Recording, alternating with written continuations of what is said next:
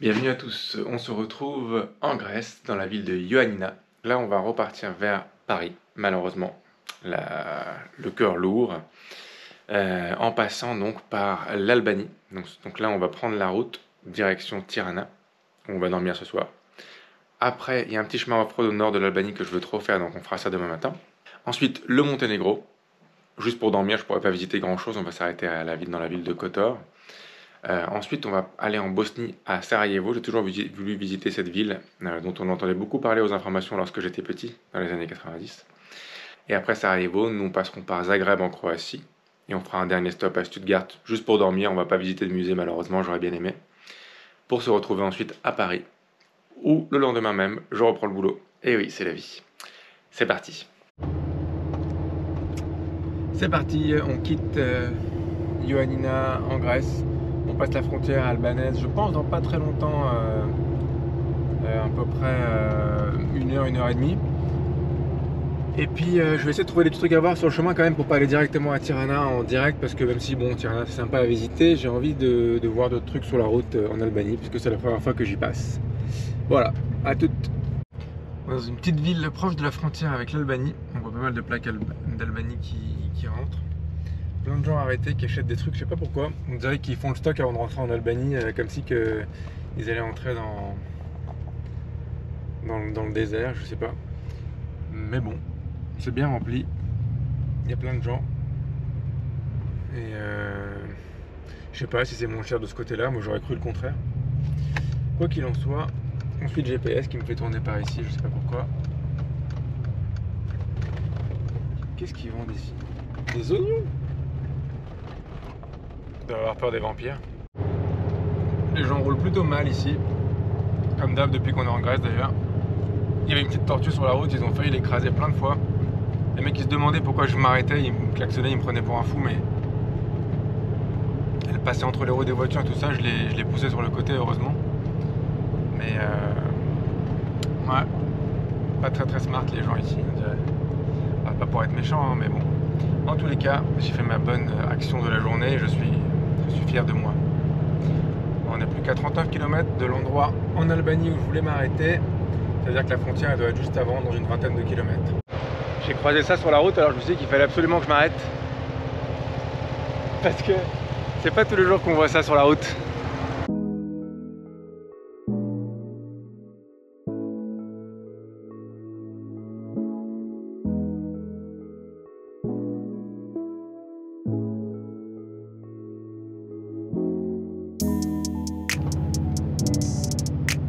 Très clairement, on arrive à la frontière. Et ben nous voilà officiellement en Albanie. Bienvenue sur le territoire albanais. Ah, il y a du sang octane tout de suite. Tout de suite, on est bien reçu. Bonjour. Et ben en tous les cas, un pays de plus où il y a du sang. Alors qu'en France, Walou. Voilà ce que je remarque.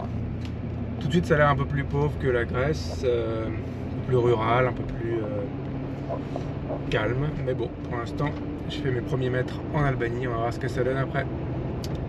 On va essayer de visiter un truc. J'ai vu qu'il y avait des vieilles fortifications du 4e siècle avant Jésus-Christ à visiter d'un vieux village. Il fallait un peu faire de off-road pour y aller, donc je me suis dit, je sais pas ce que ça vaut, mais why not? Voilà, Albanie. Ici c'est 110 maxi sur l'autoroute. Ici les gens qui vont très lentement ont la bienséance de se foutre sur la file de droite, comme ça au moins tu rentres pas dans le mec d'en face.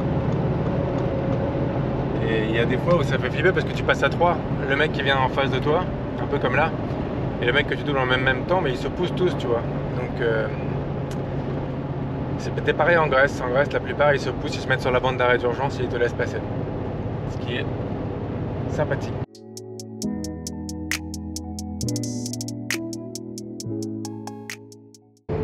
Alors, l'Albanie, depuis quelques minutes où je suis rentré, ce que je remarque, c'est qu'ils ont deux passions dans la vie. Un, c'est l'agriculture. Deux, c'est les Mercedes-Benz. Parce que je pense que la moitié des voitures, évidemment quand je dis ça, c'est pas une Mercedes qui passe, mais je pense que la moitié des voitures ici, c'est des Mercedes-Benz, tu vois. Et pas des Mercedes récentes, hein, des Mercedes qui ont déjà bien vécu. crois que c'est connu pour ça l'Albanie. Donc je vais vous filmer quelques exemples de Mercedes dans un état où en France ça serait une épave depuis 20 ans. Comme beaucoup d'endroits qui étaient marqués off-road, ils ont rendu la route goudronnée maintenant pour aller au truc que je vais visiter. Donc il n'y a pas l'air d'avoir de off-road malheureusement par ici, à moins qu'il y en ait un petit peu plus tard après. Mais là, la route est de bonne qualité. Donc on continue à monter, on va voir où on va. Première fois que je vois un cimetière au plein milieu d'une route, en fait, à gauche et à droite d'une route. C'est original. Clairement, le cimetière était là avant la route, parce que la route est toute neuve. À mon avis, ils l'ont construit il n'y a pas longtemps pour qu'on puisse accéder au site archéologique là où on arrive. Mais du coup, ils ont coupé le cimetière en deux. Je sais pas comment ils sont débrouillés avec les familles des morts, mais bon, peut-être qu'ils l'ont fait passer pile là où il y avait des tombes de gens pas importants et où il n'y avait plus de famille. Oh waouh! Ça a l'air chouette cet endroit là. Ils ont même fait un petit portail pour entrer. C'était peut-être le portail du cimetière à l'époque. C'est assez joli.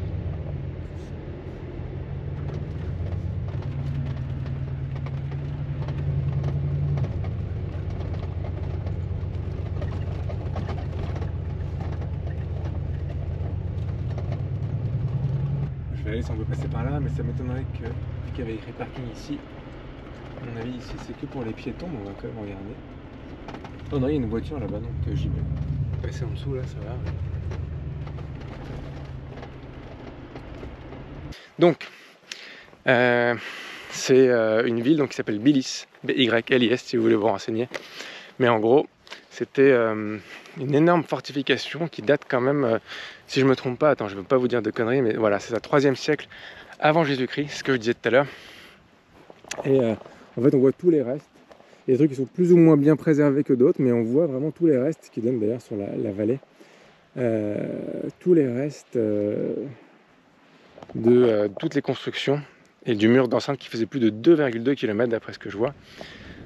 Et qui est tombé entre les mains à un moment donné. Donc, je sais pas, il y avait les Babyloniens, les Romains, même les Wisigoths sont arrivés jusqu'ici, d'après ce que j'ai lu dans le petit fascicule. Donc, c'était quand même un endroit hyper important, ce grand fort. Ça se trouve, c'est hyper connu, et les historiens qui me regardent, ils vont dire bah, évidemment, tu connais pas Billy, c'était con. Mais moi, je découvre. Donc là, je vais aller continuer de me balader, lire toutes les petites pancartes pour apprendre des choses intéressantes. L'Albanie, des Mercedes. Et voilà. Là, on est au niveau de la ville de Durrës. Il y a un grand port. Il y a pas mal de plaques italiennes. Je suspecte qu'il y a des ferries qui traversent d'Albanie à Italie. Je suis quasiment sûr. Puisqu'il y en a de Grèce à Italie, je vois pas pourquoi il n'y en aurait pas d'Albanie à Italie. Et donc c'est pour ça qu'il y a pas mal de plaques italiennes. Enfin, pas mal. En tout cas, on voit des plaques italiennes alors qu'on voit aucune autre plaque. J'ai vu 0 française. J'ai vu quelques british. Donc voilà, il y a des gens qui... J'ai vu 1 ou 2 allemands, mais c'est rare. Donc voilà, le seul français ici. Donc on continue vers Tirana. Alors je suis coincé dans le big trafic de Tirana. Je sais pas si c'est l'heure de pointe, mais peut-être il est 15h et 15h40. Ou juste que ça roule mal tout le temps. Il y avait des petits enfants qui demandaient de l'argent par la fenêtre en tapant au carreau. Ils savaient bien choisir leur voiture, hein, ils ne demandaient pas à tout le monde, je voyais. Et on n'est plus qu'à 4 km, mais ça roule pas bien. Et les gens ils aiment bien les voitures ici, clairement, parce qu'ils regardent tous, ils font des petits coucous, tout ça, donc c'est qu'ils sont sympas, ils font des petits comme ça.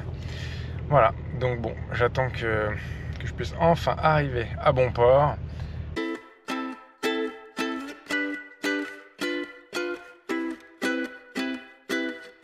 You're never here when my tears dry. Good morning, on se retrouve ce matin dans le très bel hôtel Plaza Maritime, je crois, de Tirana en Albanie. C'était très sympa, je me suis bien baladé en ville hier soir, j'ai marché pas mal. C'est une très très jolie ville, Tirana, surtout le soir, il y a une belle ambiance et il se passe plein de choses. On mange plutôt bien et voilà. Là on va reprendre la route et donc on va passer au Monténégro, c'est la prochaine étape. C'est pas si loin en distance, sauf que beaucoup de personnes sur Instagram m'ont conseillé de faire un itinéraire off-road qui pareil est magnifique, une des plus belles routes off-road, il y en a même qui disent d'Europe. Donc je vais la faire, mais ça prend plus de 5 heures. Juste cette route-là, plus 1h30 pour y aller. Donc ça va être plus après le temps d'aller au Monténégro, passer la frontière. À mon avis, je vais être bien 10 heures dans la voiture aujourd'hui. Donc, sans perdre de temps, on y va. You're never around to see me thrive when it's my birthday or my day off. You got other plans and can't show up. But when life does me... Donc maintenant, on est sur l'autoroute A1 qui est de très bonne qualité. Par contre, ce que je vois, c'est un péage. Ah, c'est marrant, l'aéroport ici, il s'appelle Néné Teresa. C'est Mother, c'est Mère Teresa. Alors là, j'ai rien compris, j'aurais dû vous filmer, putain, je savais pas qu'un péage ça serait intéressant. J'arrive au péage et je lui dis bonjour, c'est combien? Et il me dit it's free, c'est gratuit. Je dis ah bon? Pas d'argent? Oui, c'est gratuit. Il m'ouvre la barrière et je passe. Alors pourquoi devoir s'arrêter avec une barrière voiture par voiture? Si quelqu'un peut m'expliquer, j'aimerais bien comprendre pourquoi c'est gratuit. Est-ce que c'est parce que j'ai une plaque française? Mais je pense pas. Pourquoi faire un péage gratuit? Si quelqu'un peut m'expliquer. Comme il y avait des bouchons, White m'a fait sortir de la route. On passe sur un pont qui passe au-dessus de ce qui reste d'une rivière. Tellement pourri que tout le monde est obligé de rouler à 2 à l'heure tellement qu'il y a des trous énormes dans la route. Et du coup ça crée un bouchon. Les gens en ont rien à foutre et se doublent comme ça. Moi je vais pas le faire parce que j'ose pas trop me retrouver en sens inverse face à des Albanais énervés. All of a sudden, you're the first to come. Always there to help and listen. You're just a friend when I come undone. I have to fall apart to get to see. J'ai pris ce que je pensais être un raccourci, mais en fait, je passe par des petits villages et c'est hyper bouché, c'est la merde. Mais bon, au moins ça me permet de voir un peu toutes les vieilles classes E, les 200D de toute l'Albanie. Ça doit être le pays où il y a le plus de Mercedes que j'ai vu de ma vie. Et par contre, niveau route, c'est un bordel. L'infrastructure, c'est de la merde. Enfin, il y a un peu de bonne autoroute, mais les 3/4, c'est l'horreur. Aucune station d'essence avec une enseigne connue. Aucune. Chaque station d'essence a un nom différent avec un nom de quelqu'un. On comprend pas très bien comment ça marche aussi. Hier soir devant l'hôtel, on a vu d'ailleurs une voiture que j'avais jamais vue avant. Je l'ai prise en photo, je vais vous la montrer. C'est une Ares Modena. Apparemment c'est une supercar italienne basée sur le châssis d'une Corvette, je crois. Prix commence à 1 million de dollars sans option. Donc tu vois que des petites poubelles et des vieux tacos, des gens qui roulent dans des 190 E. T'as l'impression qu'ils l'ont construit eux-mêmes tellement qu'elle est déglinguée, ou alors dans des classes E 200 diesel. Voilà quoi, classe E, classe C, tu vois que ça ici, que ça. Et d'un coup, t'as des supercars à 1 million, t'as des classes G 4x4 Brabus, enfin tu vois, il y a quand même un dénivelé immense entre ce que les gens... Tu vois encore une station d'essence qui n'est pas connue. Elle s'appelle ESSO, mais ESO, c'est pas E2SO qu'on connaît en France. Bref, donc ouais, il y a vraiment... alors je me dis, bon, je sais que la mafia albanaise est connue. Donc est-ce que tous les gens qui ont de l'argent en Albanie, c'est des mafieux? Peut-être pas, j'en sais rien. Donc voilà, on est au pied des montagnes, on commence le chemin off-road. Pour l'instant c'est bien pavé, on voit que c'est tout neuf, hein, c'était pas comme ça avant. J'ai l'impression que plus le temps passe et plus ils améliorent la route. Mais j'ai lu des commentaires récents qui disaient que il restait toujours pas mal de parties assez chaudes. Donc voilà.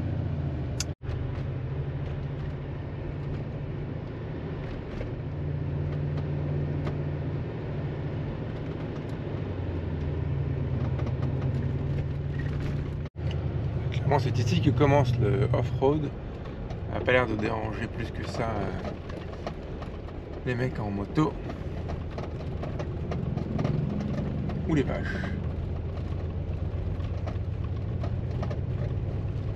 C'est parti.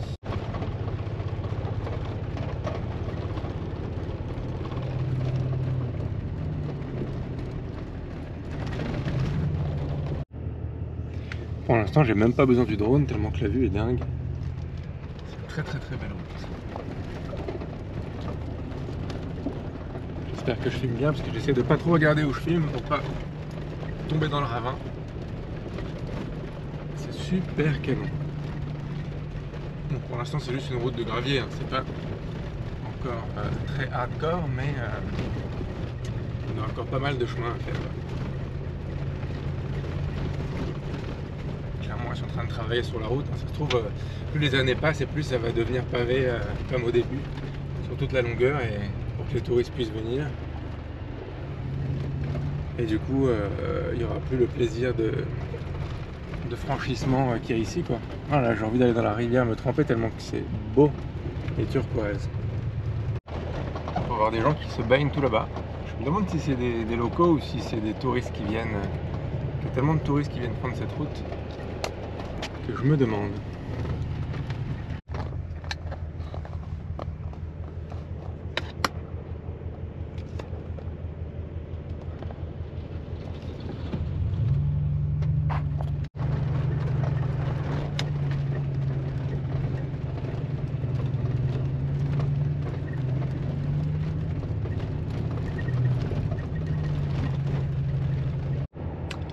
Niveau vue extrêmement stylé. Ouais, c'est pas mal, hein.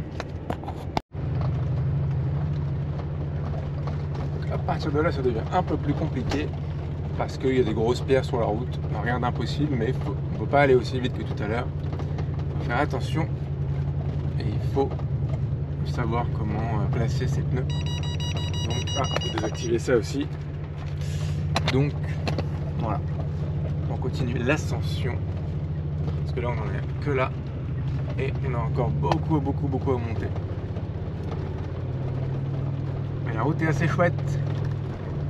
Elle commence à devenir un peu difficile, ce qui est plutôt sympathique.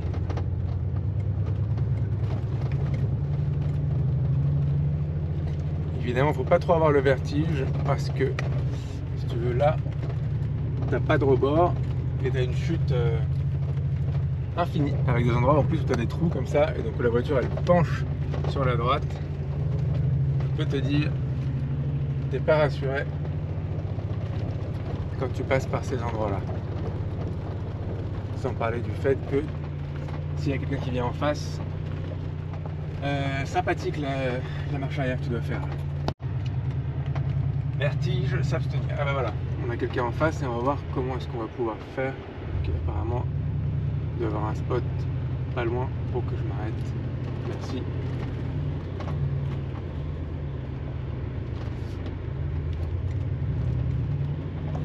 Pour pouvoir passer, mais je vais juste prendre mes deux mains pour pas qu'ils me prennent pour un con. Alors je confirme, c'était impossible de filmer en même temps parce que c'était hyper chaud. J'ai dû rabattre les rétros, on a dû faire plusieurs manœuvres pour réussir à passer tous les deux. C'est un peu le seul problème de cette route, c'est qu'il ne faut pas rencontrer quelqu'un au milieu parce que pas beaucoup de place. Enfin, il y a des endroits comme là où il y a de la place, mais c'est rare, et donc quand tu dois faire une marche arrière, bah voilà, tu vois, là c'est le bon moment pour rencontrer quelqu'un parce que thank you. Je dis toujours merci pour rien, et je dis toujours et je fais toujours coucou aux locaux parce que je sais très bien que les mecs ils habitent là et ça doit leur faire chier de voir des touristes qui s'amusent à faire du off-road ici alors que eux ils passent par là sûrement parce qu'ils sont obligés, quoi. Donc bref, je disais que ouais, c'était hyper chaud et quand tu croises des gens, et là on en croise quand même pas mal parce que ça fait 2 fois en 10 minutes, enfin pas mal. Pour une route normale c'est désert, mais pour une route off-road je trouve qu'il y a quand même pas mal de monde. Donc c'est là d'un coup on est dans la forêt. J'adore comment ça change de relief. Pas mal de grosses pierres là. C'est assez plaisant. Pour l'instant aucun différentiel n'a été nécessaire, mais vu que ça devient de plus en plus chiant, ça va peut-être arriver.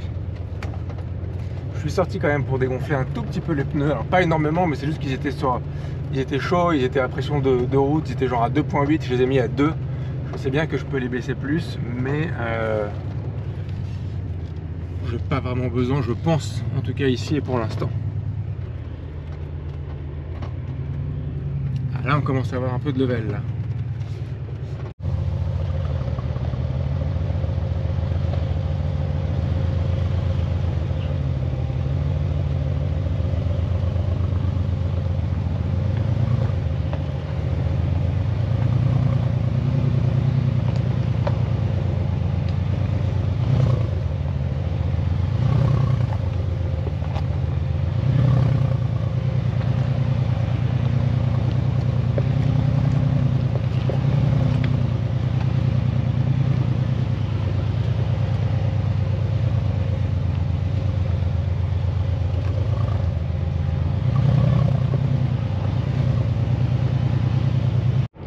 Alors là, pour ça, on aura peut-être besoin d'un blocage de différentiel, mais on va quand même essayer sans, et on va voir ce que ça donne.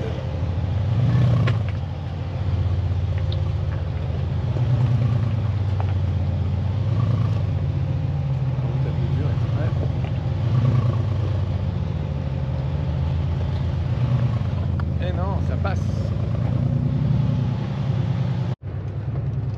Voilà, c'est que du chemin assez hardcore maintenant, enfin hardcore on va dire, difficile, qu'on ne peut pas faire avec un SUV normal ou avec des pneus normaux.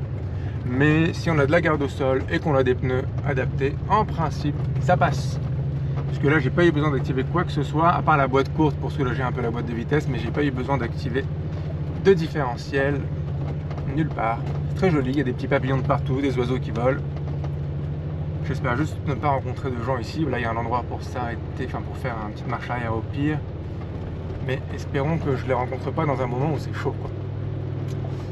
Voilà, donc en fait, c'est pas trop compliqué. C'est juste que parfois, il y a des grosses pierres comme ça. Je sais pas si on les voit bien à la caméra, mais on voit bien comment la voiture, elle se comporte quand on passe dessus. Elle saute. Donc, tu es obligé d'aller doucement et parfois un peu mieux choisir ta ligne. Mais en vrai, quand tu as un grande wagon, tu peux te permettre de prendre un peu la ligne que tu veux et ça va passer. Je me demande juste s'ils vont continuer les travaux jusqu'au bout et s'ils vont finir par éliminer ce tronçon qui est off-road, qui est toute la fin. Parce que si c'est le cas, c'est dommage parce que j'ai l'impression, d'après les commentaires que je lisais sur Wikiloc, que ça commençait à être hardcore beaucoup plus tôt en principe, mais que là ça l'est moins, et juste parce que ils sont en train de rendre la route un peu plus plate, voire même la goudronner à certains endroits. J'espère qu'ils vont pas le faire jusqu'au bout.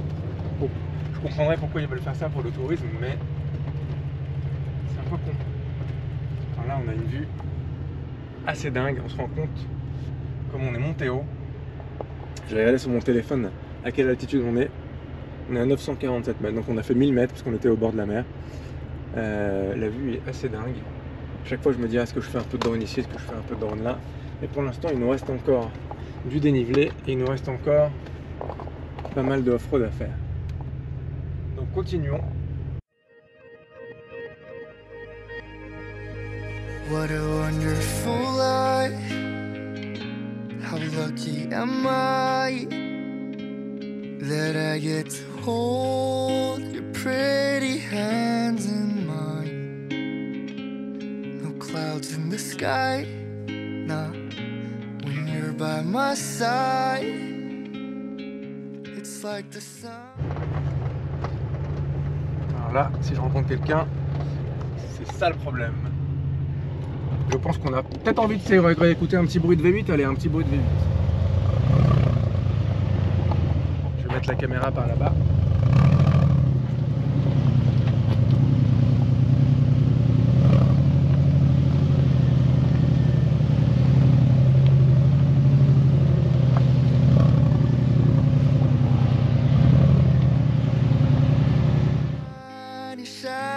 From those eyes, and darling, when you look at me,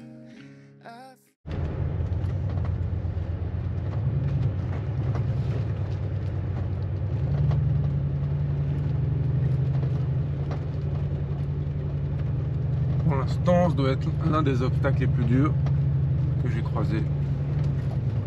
Hop. Pas de différentiel, donc vraiment c'est du moyen plus, on va dire, du moyen plus, donc c'est faisable. C'est la bonne dose de gratifiant et de plaisant avec la bonne dose de difficulté pour un peu mettre tes talents à l'épreuve et ta voiture à l'épreuve, surtout en vrai, plus que tes talents. Donc c'est vraiment le genre de trail parfait. Je peux pas tout filmer parce qu'il est très long, hein. Il y en a pour 5 heures et donc moi je filme quelques petits morceaux, mais tout est trop bien pour l'instant. Trop fort les deux gros camions gigantesques. Heureusement que j'ai pu grimper je sais pas où, dans les fleurs, dans les plantes. Mais waouh, trop stylé. Ils ramènent du bois, ils sont énormes.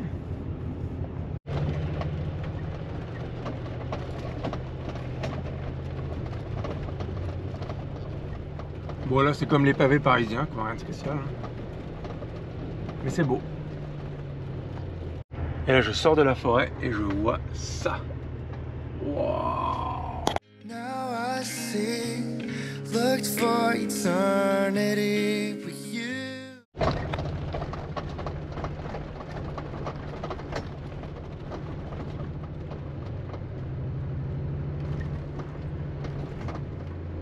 On va bien voir. Hein. Ouh, c'est profond. Trop sympa. J'allais dire ça va laver un peu la voiture vu qu'elle n'a pas vu l'eau depuis un mois, mais non, pas vraiment laver la voiture. Un autre truc où je dis bravo l'Albanie, à part pour ses paysages spectaculaires, c'est que même si la route est en travaux, il la laisse ouverte. Il y a plein de moments où je me suis retrouvé face à face avec des grues énormes qui tractaient des kilos de terre. Il y avait un creux de 1 mètre dans la route, genre en mode non. Et les mecs, ils refoutent de la terre et tu passes, pas de problème. C'est juste trop sympa. Alors que dans d'autres pays, s'il manque un petit bout d'une glissière, ils vont fermer la route pendant 6 mois. Et la route elle continue jusqu'à là-bas et elle est magnifique. Maintenant on voit que c'est comme de l'autre côté quand on est monté, c'est une route certes très belle, mais c'est plus le off-road un peu hardcore comme on a eu plus haut. Ce qui est dommage parce que c'était fun, mais bon d'un autre côté c'est bien parce qu'on va plus vite comme ça.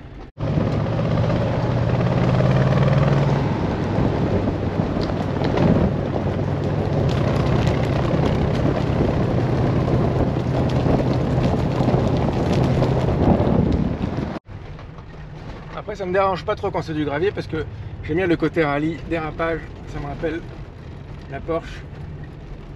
Donc c'est plus du off-road mais c'est rigolo quand même.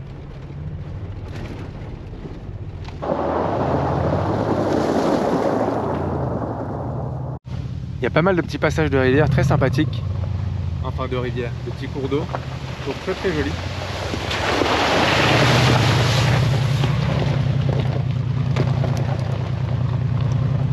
La vue est vraiment à couper le souffle et vraiment c'est un chemin off-road que je vous conseille de faire. Je suis pas très doué hein, comme certains Instagrammeurs, comme certains YouTubeurs comme The Story Till Now qui fait des vidéos au Canada de off-road et qui filme hyper bien.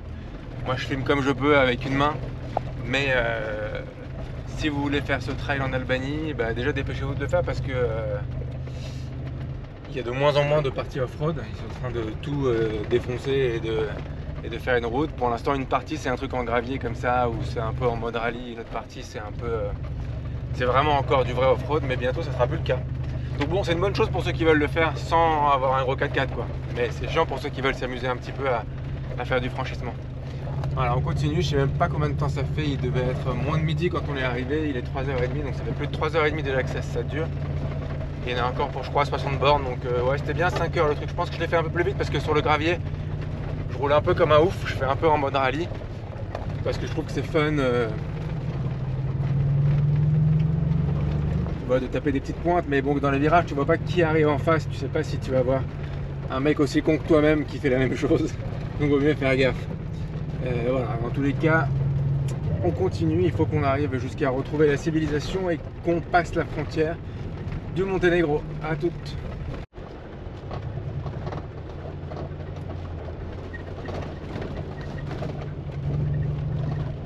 Bon, je sais pas s'il y aura d'autres spots plus beaux que celui-là pour clôturer la vidéo. Enfin, en tout cas pour clôturer cette partie de la vidéo. La route est vraiment magnifique. Et il y a un cours d'eau turquoise qui te suit tout le long. On voit qu'ils font des travaux constamment ici, mais on voit que c'est incroyable de beauté, quoi. Incroyable de beauté tout autour. Vraiment, j'ai envie de prendre mon temps et j'ai pas envie de repartir d'ici, quoi. C'est vraiment sublime. Voilà. Nous voilà à la frontière avec le Monténégro. On peut voir là-bas. C'est marrant, il y a un Français juste devant moi. Première fois que j'en croise un depuis, je sais même pas où, hyper longtemps. Espérons que ça ne traîne pas trop parce qu'après j'ai encore une centaine de bornes. Mais ouais, je me dis 2h30 pour faire 100 km. Je suspecte que ce soit pas de la route géniale. Nous voilà officiellement au Monténégro. Où la limite de vitesse maximale semble être 100 km/h seulement, d'après le panneau qui avait écrit à l'accueil. C'est la première fois que je rentre dans ce pays. D'ailleurs c'est le 35e, il faudra que je vérifie, mais je crois que c'est ça, que que je fais en voiture. En voiture, bien sûr. Je compte pas les pays que j'ai fait en avion. C'est de la triche. Pourquoi il avance pas lui? Normalement, il me reste quand même 2 heures et quelques de route jusqu'à arriver à la ville de Kotor où on va dormir ce soir.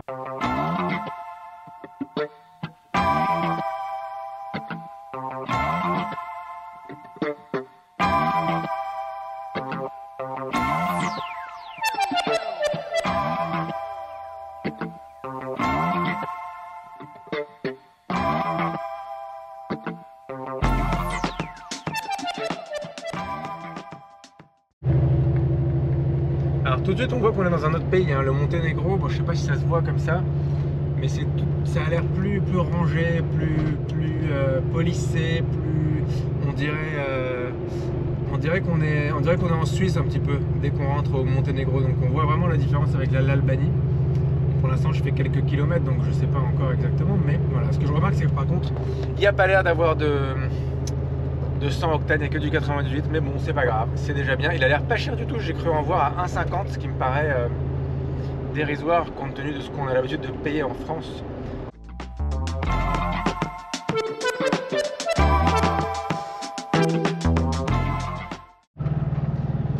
Alors vraiment, les routes du Monténégro sont vraiment canon. Mais alors, canon. D'ailleurs, quand je suis arrivé à la frontière, je vous ai pas raconté, mais la douane, elle m'a arrêté. Elle a arrêté presque tout le monde. Et elle m'a dit, le mec qui connaissait 2-3 mots de français, il a dit bonjour monsieur. Il était sympathique, il était très gentil. Il m'a fait ouvrir le coffre. Il m'a dit, il n'y a rien, tu n'as pas des flingues, des trucs dangereux, tout ça. En se marrant un petit peu, je lui ai dit non. Après, donc j'ouvre mon coffre et puis il voit que j'ai un gros sac isotherme pour garder les trucs au frais. Il me dit si j'ouvre ça, il n'y a rien de grave dedans, tout ça, il n'y a pas de trucs bizarres. Je dis non, vous pouvez ouvrir, c'est de l'huile d'olive et des olives de Grèce. Il fait bon, je te fais confiance, t'as l'air de quelqu'un d'honnête, donc j'ouvre pas. Allez vas-y, je trouve ça marrant. Donc tout ça pour dire, petite annonce, si vous voulez que je vous fasse passer de la drogue, j'ai une tête honnête, alors n'hésitez pas. Vraiment on se croirait en Suisse. On se croirait en Suisse, les routes sont top. C'est limité à 60 et à 50 alors qu'on a envie de rouler à des vitesses bien plus rapides que ça. Je comprends pas pourquoi leurs limites de vitesse sont aussi basses. Mais pas grand monde les respecte, hein, parce que moi je roule assez vite et je me suis fait doubler par 2-3 voitures qui roulaient vraiment à donf, limite dangereusement quoi. Donc c'est qu'ils ont pas trop peur des flics. C'est quoi cette route de dingue et cette vue de dingue? C'est incroyable, incroyable de beauté. Alors là, je vous ai dit tout à l'heure, on se reverra à l'hôtel, mais là, il faut que je filme ça, c'est trop beau. Non plus pas avoir le vertige, mais c'est beau. Oh là, la vue incroyable. Du coucher de soleil. Canon. Je pense que cette vue se passe de commentaires. On peut voir une piste d'atterrissage en bas.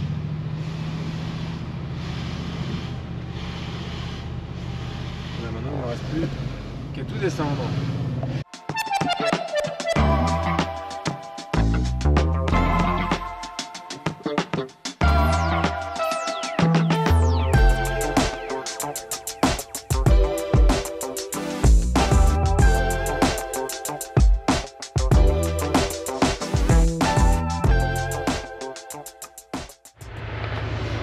Bienvenue, voilà, on part de l'hôtel là, Monténégro, Kotor, on va rouler vers Sarajevo. C'était sympa, c'est mignon, franchement le Monténégro j'aime beaucoup, on a quand même encore presque 3 heures de route à travers le Monténégro, donc je pense qu'on va voir d'autres paysages assez sympas. On a mangé dans un petit restaurant italien qui était très bon. Les prix des restos sont assez chers ici, les prix des hôtels aussi, c'est pour ça que j'ai pris un petit hôtel un peu excentré de la ville de Kotor. Faut que je remette de l'essence, j'ai vu que le 98 était à 1,50 ici, ça fait grave plaisir parce que ça rappelle l'époque, la belle époque de la France il y a plus de 10 ans. Donc je vais en profiter pour remettre le plein bientôt. Et on va passer en Bosnie. Je sais pas du tout combien est l'essence, qu'est-ce qu'ils ont comme essence là-bas, mais on verra bien quand on y sera. Après on va passer par une petite frontière un peu plus rigolote que la frontière normale, où il y a un petit pont en bois qui est assez sympa. Donc on va passer dessus, on va voir ce que ça donne. À toutes.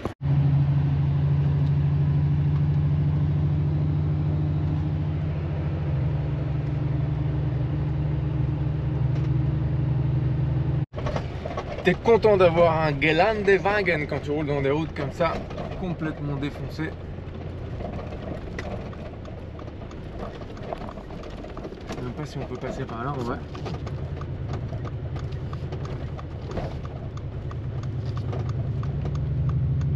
Mais en tout cas, on m'a prévenu que la route pour aller par cette frontière là, alors là bon c'est des travaux, mais la route pour passer par ici, elle est vraiment merdique. Mais ça me dérange pas.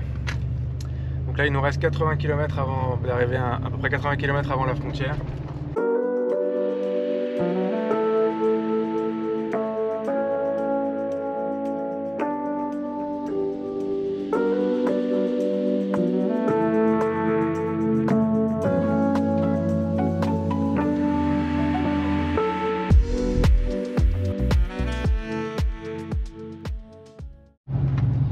Les tunnels sont vraiment noirs. J'ai pas réussi à filmer à temps, on verra s'il y en a un autre, mais alors tu vois même pas le bout du tunnel quand tu rentres dedans, ce qui est assez dingue. Et les vues sont magnifiques. Il doit y avoir un barrage ici parce que ça a l'air assez haut, mais c'est vraiment d'une beauté incroyable.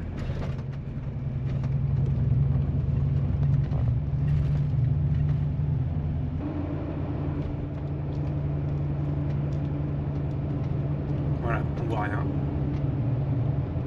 Celui-là il est court, mais imaginez quand ils sont plus longs, il n'y a aucune lumière dans aucun des tunnels, il fait hyper noir. C'est une route qui est vraiment incroyable de beauté. J'étais obligé de m'arrêter pour faire un peu de drone tellement qu'elle est belle, parce qu'on ne s'en rend pas vraiment compte quand on roule comme ça.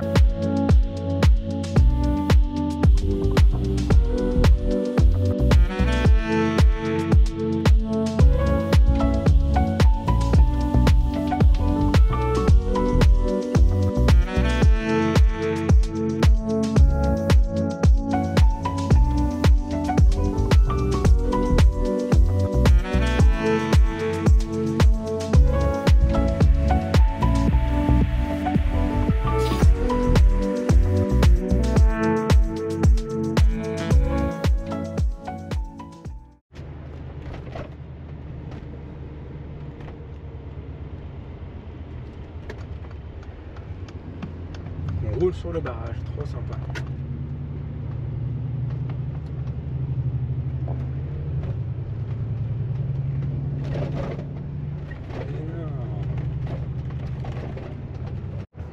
Donc après une petite demi-heure de route assez extraordinaire, on se retrouve à faire la queue pour entrer en Bosnie-Herzégovine.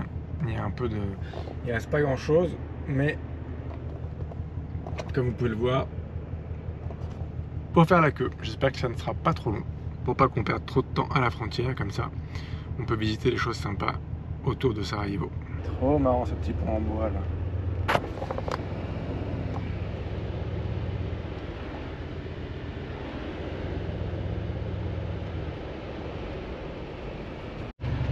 Nous voilà en Bosnie-Herzégovine / République de Srpska. Je sais pas si ça compte comme deux pays, mais pour eux ça a l'air de compter comme deux pays, donc moi je dis pays 36 et 37 hein. On m'avait prévenu que la route elle serait un peu pourrie pour passer cette frontière, mais bon, c'est pas bien grave, c'est juste quand il y a des voitures en face qu'il faut aller rouler dans les nids de poules, mais au moins c'est joli et c'est original, et le petit pont en bois était assez sympathique à passer. Donc voilà, nous voilà en Bosnie pour la première fois de ma vie. Bonjour l'âme de Shrek. Les stations ont l'air bien pourraves ici. Pour l'instant j'ai pas vu plus que du 95, ça me fait un peu peur. Je pense qu'on peut trouver du 98, par contre je vois les prix 2,7, 2,8. J'espère que c'est pas des euros. Pour l'instant je me suis pas du tout renseigné sur la monnaie locale ni combien elle vaut en euros. Ça m'étonnerait beaucoup que ce soit des euros, parce que sinon ça ferait l'essence la plus chère du monde.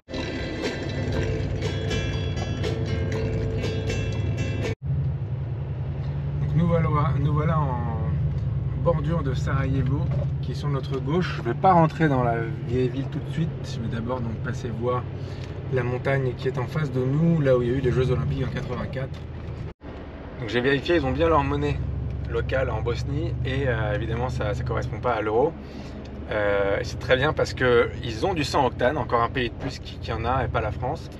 Et il est à 2,7 de leur monnaie locale, leur marque bosnien. Et ce qui fait 1,40 le litre de 100 octane. Bravo. Donc nous sommes dans la forêt qui surplombe Sarajevo. La forêt de Trebević. Il y a plein de trucs intéressants qui se sont passés là, donc les fameux JO, on va voir le fameux reste du bobsleigh un peu plus loin. Bon, maintenant les gens se promènent et font des pique-niques ici. Et puis il faut savoir que Sarajevo a été le lieu d'un énorme siège pendant hyper longtemps, pratiquement 1500 jours, le plus long siège de l'époque de la guerre moderne, en fait depuis la Seconde Guerre mondiale, avec avec des dizaines de milliers de bombardements non-stop, des snipers, tout autour de la ville, un vrai siège, quoi, horrible. Il y a eu beaucoup de morts. Et ils se perchaient sur les montagnes autour, dont cette montagne-là. Donc là, on peut voir, ah bah voilà, je le vois, le bobsleigh là-bas. Donc Sarajevo a une histoire parfois un petit peu triste. Donc on fait une petite marche dans la forêt, j'en profite pour vous raconter un petit peu ce que j'ai appris. Donc oui, Sarajevo a fait l'objet d'un siège assez incroyable et intense et long, le plus long depuis la Seconde Guerre mondiale. J'ai même lu qu'il y avait une moyenne de plus de 300 bombes par jour sur les à peu près 1500 jours de siège qu'il y a eu. Donc ça vous donne une idée. Beaucoup de morts, tout ça. Donc les snipers se perchaient un peu dans la montagne où on est ici, parce que, comme on va le voir en arrivant au bout, il y a une vue sur la ville qui la surplombe. Aujourd'hui, c'est pour admirer la vue. À l'époque, c'était pour sniper les gens. Et pourtant, tout ça s'est passé après 1984, après les Jeux Olympiques, dont on va voir quelques vestiges ici. Parce qu'ils les ont fait, pas dans la ville comme on a fait à Paris cette année-là, mais comme ils ont fait ça sur leur montagne du parc de Trebević, qui n'est pas une mauvaise idée parce que il y a un bon air, on est un peu en altitude et c'est pas désagréable. Évidemment, Sarajevo, on le verra après, c'est aussi l'endroit où s'est passé un des éléments déclencheurs de la Première Guerre mondiale.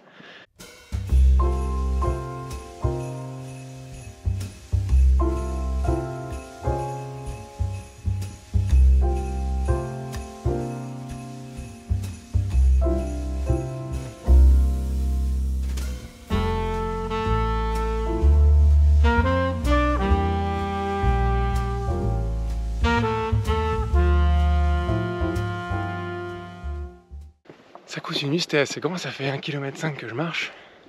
La piste est très grande, elle continue là-bas. Je vais la continuer jusqu'à voir où ça nous mène, on va bien voir. Mais on peut voir derrière moi la piste de bobsleigh qui continue. Elle est assez longue. On peut marcher dessus si on veut, mais vu comment ceux debout se sont déconnectés là, c'est probablement moyennement conseillé, je pense. Bon, je me suis chauffé quand même. Je pense pas qu'il va y avoir un bobsleigh qui descend 40 ans après là. On dit voilà, derrière moi, Sarajevo. Donc ici que se mettaient les snipers pour assiéger la ville. On a une belle vue quand même. Et j'ai même lu qu'une grosse partie, je crois que tous les immeubles de Sarajevo ont été touchés par des bombes. Pas tous été détruits, mais au moins été touchés. Donc c'est quand même c'était un siège qui a duré des années et qui avait pour but d'étouffer et de buter tout ce qui bougeait en fait. Donc maintenant on va redescendre, récupérer la voiture et aller dans le petit hôtel qui doit être quelque part par là pour pouvoir visiter la ville elle-même. Parce qu'après 2 heures de marche sous le soleil en montée, non j'exagère, c'était plutôt 45 minutes, et ben j'ai bien envie de me reposer. Voilà, à plus.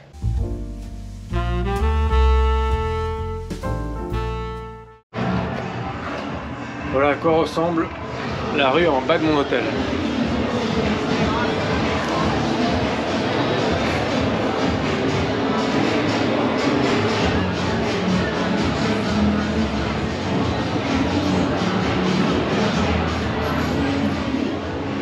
qu'il y a de très bons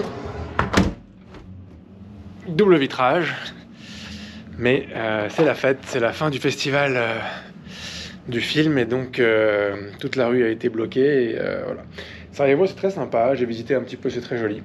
Demain c'est Zagreb et puis après je fais un dernier arrêt rapidos à Stuttgart, mais juste parce que c'est sur la route. J'aurai pas le temps malheureusement d'aller visiter un musée Mercedes ou quoi, parce que maintenant c'est retour à Paris pour le boulot. Donc s'il n'y a pas de suite, à la prochaine.